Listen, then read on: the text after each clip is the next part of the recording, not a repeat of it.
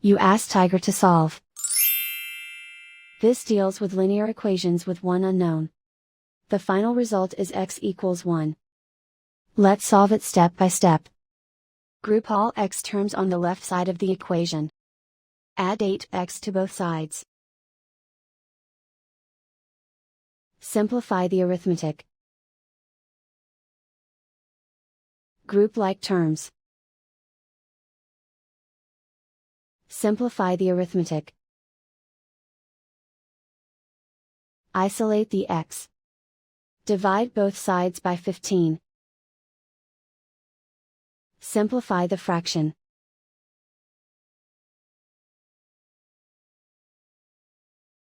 And so the final result is x equals 1.